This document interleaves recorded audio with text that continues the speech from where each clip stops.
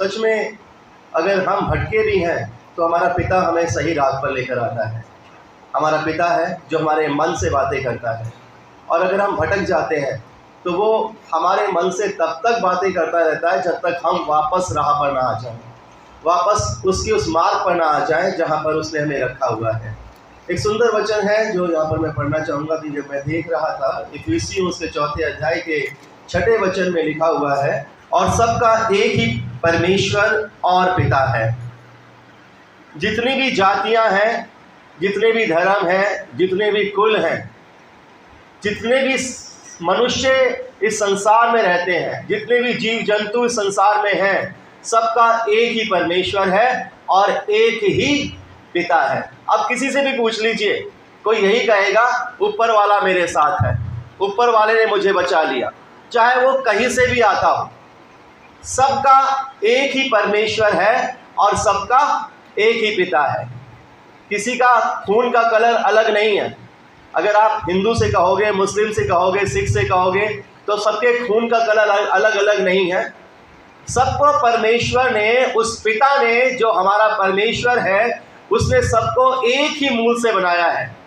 और जब परमेश्वर ने मनुष्य को बनाया, जैसे कि अभी प्रभु के दास बोल रहे थे कि परमेश्वर ने हमें मिट्टी से रचा और हमारे नथनों में जीवन का श्वास भर दिया, और हम क्या हो गए? हम जीवते प्राणी हो गए। उसने कहा कि मनुष्य को अपने स्वरूप और अपनी समानता में बनाऊंगा। जैसा पिता होता है, जैसा पिता दिखता है, वैसा ही बेटा होता है।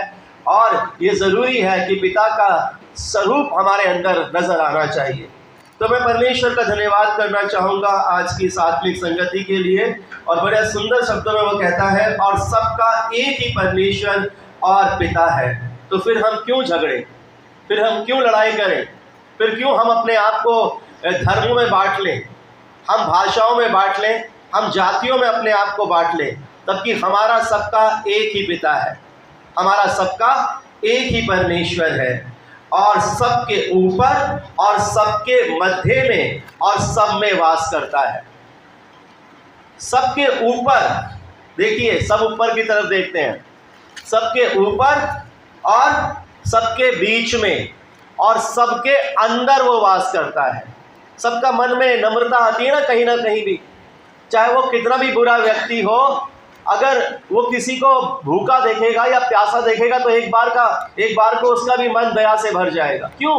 क्योंकि वो सबके अंदर है, वो सबके अंदर बसता है, और वही परमेश्वर है जो हम सबका पिता है। और इसी उपलक्ष्य में हम आज फादर्स डे मना रहे हैं।